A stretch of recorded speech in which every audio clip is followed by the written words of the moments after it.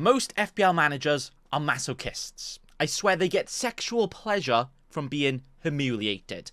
They go and see a player score every single week and then go and choose Carlton Morris instead. They put weeks researching, looking at the numbers and the data, and come to the grand conclusion that Jordan Pickford should be their goalkeeper.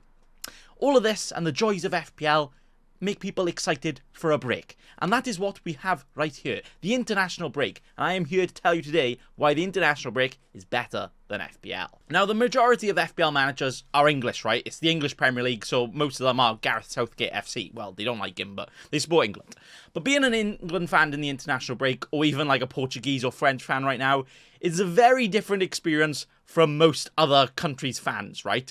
A lot of English people don't even watch friendlies or qualifiers because they know they're going to win. They say it's boring. Imagine having that privilege, right?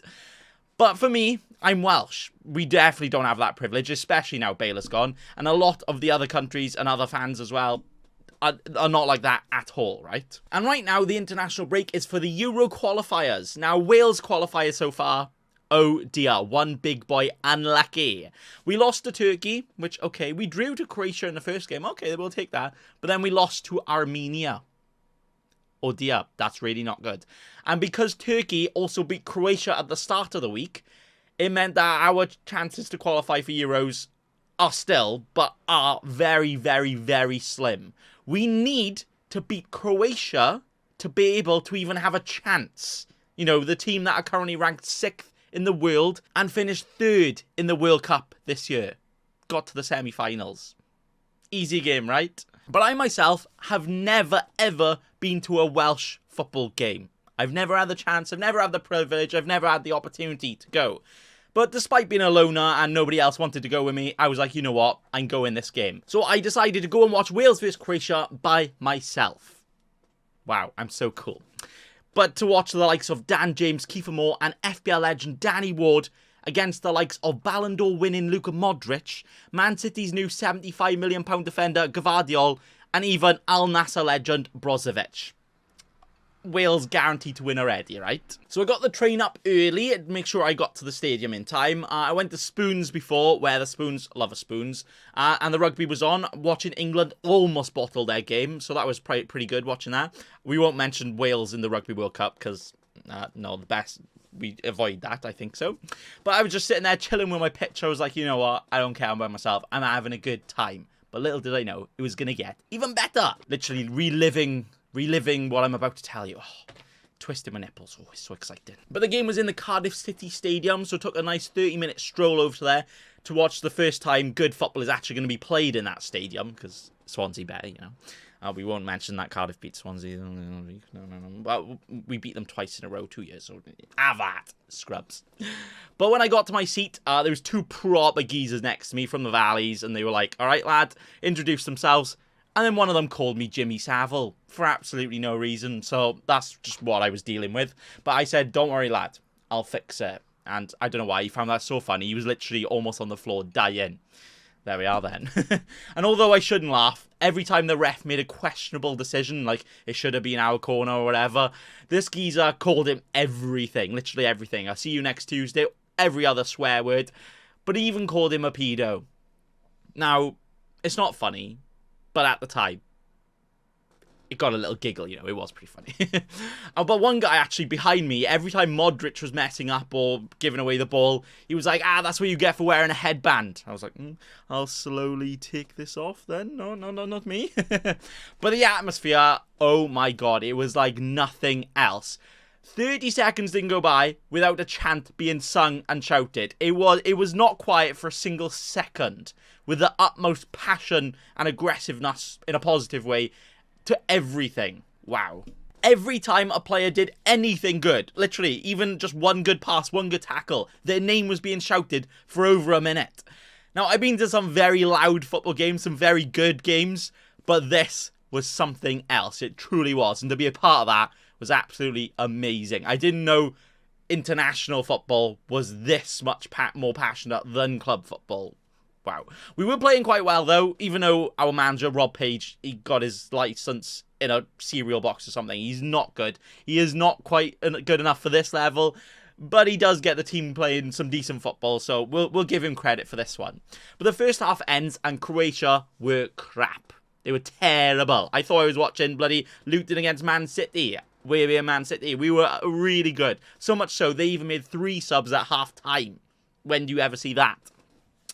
But I was like, you know what? I'm feeling quietly confident here. I feel like we could actually get something. But then as soon as you see them make 3 subs, you're like, they're probably just going to adjust to a formation that better suits our play and just completely run over us, right?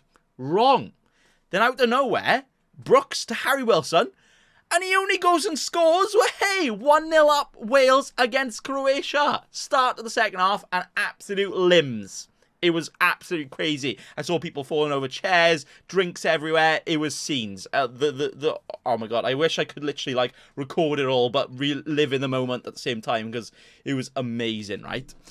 But then after that, Croatia kind of started to grow into the game. It was like, oh dear, you know, we've had our fun. That it's going to just be downhill from here. Wrong.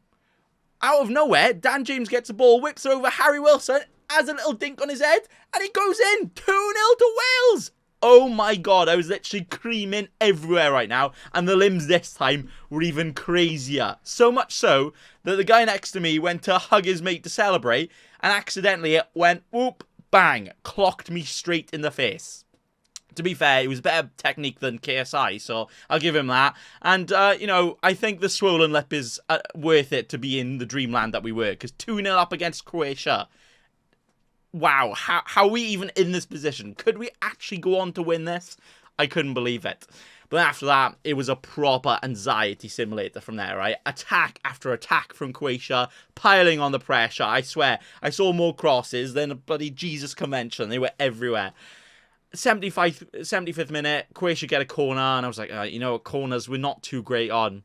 Yeah, we weren't too great. Croatia flicked it over, bang, free header, goal. 2-1, oh dear. Croatia are now back into the game. They have momentum. Could they go and get something? Bastards. I was like, no, I can't believe it. No, not like this. Not like this. Could we hold on? Boy, oh boy, we did more than bloody hold on, right? Every single cross, bodies flew in front of it, blocked. Every single pass was cleared.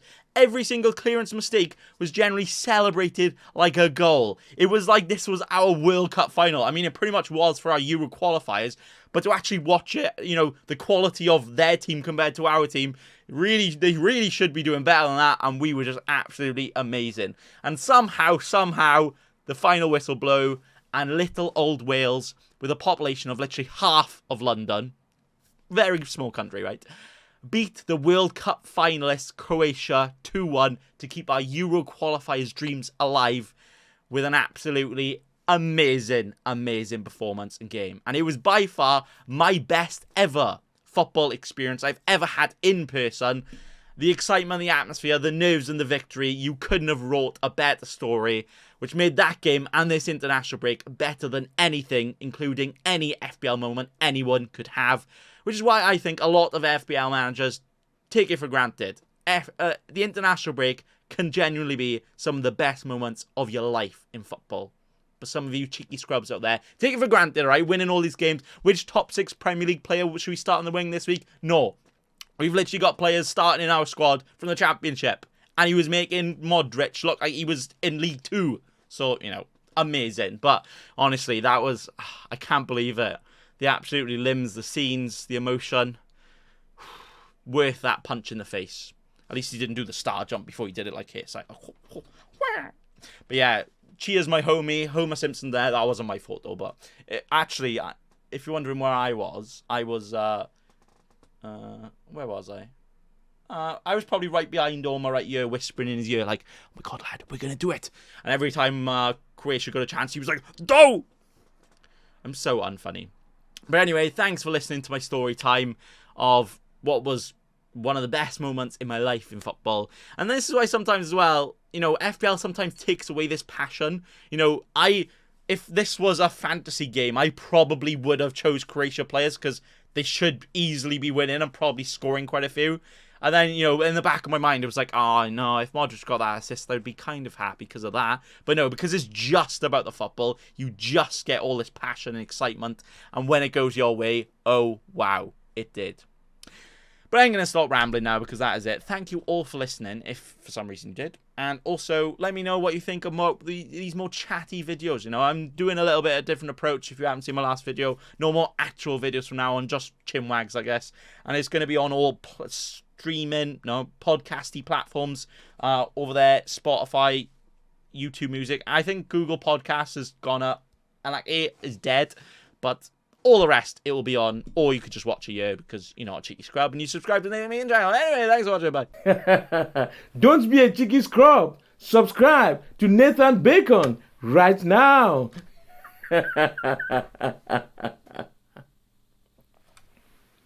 Don't let your memes be dreams.